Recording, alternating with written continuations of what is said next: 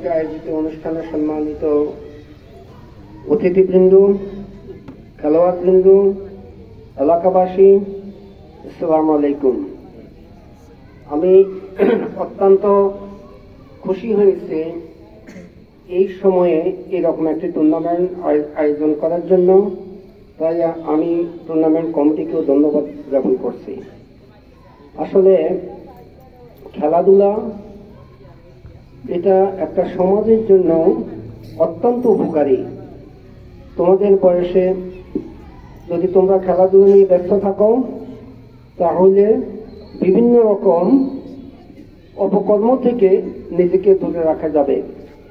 আর এই খেলাধুলার মাধ্যমে বিভিন্ন এলাকাকে সারা দেশের মধ্যে তুলে ধরা যায়।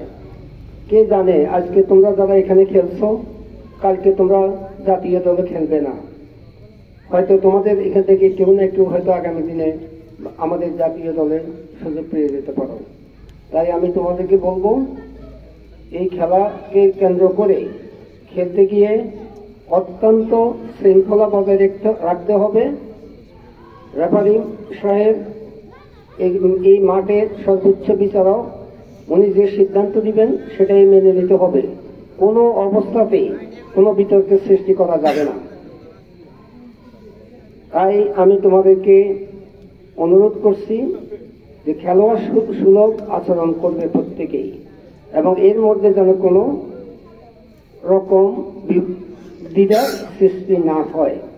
এবং আপনার যারা এই টুর্নামেন্ট কমিটিতে যারা আছেন আপনারাও সাবধান থাকবেন, কোনো তুচ্ছ ঘটনা নিয়ে যেন কোনো বিশৃঙ্খলার সৃষ্টি না হয়।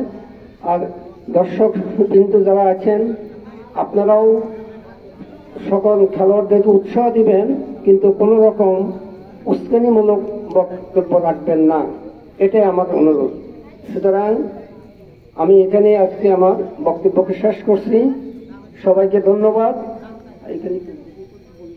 এবং আমি আজকের এই আরাফাত রহমান স্মৃতি ফুটবল টুর্নামেন্ট 2024 শুভ উদ্বোধন ঘোষণা করিলাম। ধন্যবাদ সবাইকে। ধন্যবাদ আমাদের আজকের প্রোগ্রামের সম্মানিত প্রধান অতিথি জননন্দিত নেতাদের বিশেষ অতিথিবৃন্দ আমাদের মাঝে উপস্থিত হয়েছেন। বিশেষ অতিথি হিসেবে আমাদের মাঝে উপস্থিত আছেন বাহরাইন যুবলী শাখার সম্মানিত সাধারণ সম্পাদক সোহাগ ভাই, উপস্থিত আছেন মোহাম্মদ সোহাগ হোসেন, সাবেক সভাপতি 1 নং বাইশগাঁও ইউনিয়ন ছাত্রদল, উপস্থিত আছেন জাহিদুল ইসলাম, সাবেক ছাত্র নেতা লাকসাম পৌরসভা। আমাদের মাঝে উপস্থিত আছেন হুমায়ুন কবির, সাবেক ছাত্র নেতা মনোরগঞ্জ উপজেলা জানাচ্ছেন। আমাদের আজকের এই টুর্নামেন্টের তত্ত্বাবধানে থাকবেন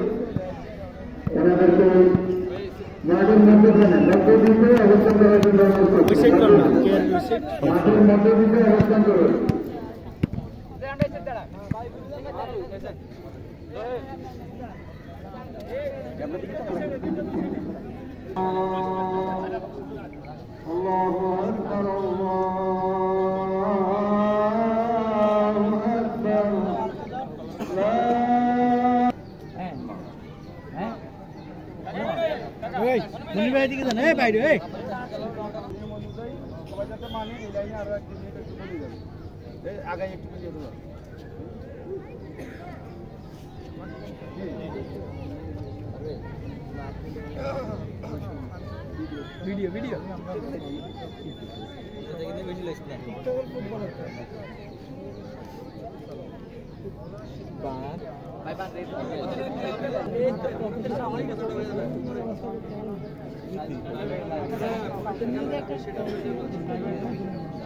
শুধু লসটাই 5 মিনিট করে 10 মিনিট দেওয়া হবে, রাইট?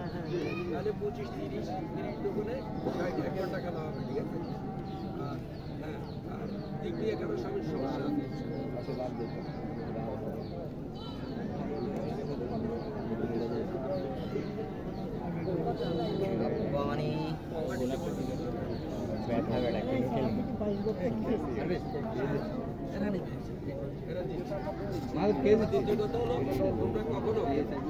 সবাই প্লেয়ারদের উদ্দেশ্যে বলছে, মনে করিও না আল্লাহ বিচার করবো, আমি কারো পক্ষপাতিত্ব করবো না, ঠিক আছে?